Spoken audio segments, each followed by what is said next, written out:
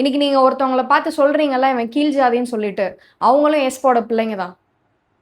நீங்க அப்படி பார்த்தீங்கன்னா, இவன் ஏசப்பாவுடைய பிள்ளைன்னு பார்த்தீங்கன்னா, எல்லாரும் ஒரே ஜாதி தான். பரிசுத்த ஜாதி. ஆமென். அப்படிதான் ஏசப்பா பார்க்குறாங்க. அப்படி நீங்க பார்த்தீங்கன்னா, பிசி, எஸ்சின்லாம் பார்க்குறதுக்கு மனசு வராது. ஏசப்பா பிள்ளைப்பா. அப்பமும் திராட்சை ரசமும் கையில வாங்குறீங்களா? இயேசுவின் நாமத்துல நான் சொல்றேன். அப்பமும் திராட்சை ரசமும் நான் வாங்குறேன். ஆனா என் இருதயத்துல இன்னும் அந்த டிஃபரன்ஸை நான் பார்க்குறேன்னா, கிறிஸ்தவன்னு சொல்லிக்காதீங்க. அது அது அருவருப்பு. ஆண்டவருக்கு அது பிடிக்கவே பிடிக்காது.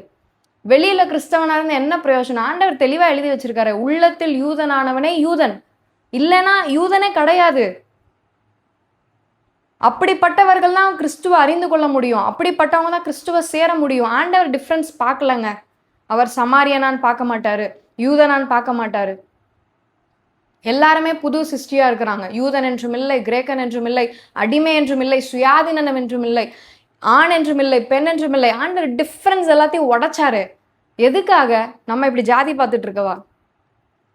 இயேசுவின் வருகை எவ்வளவு சமீபம்.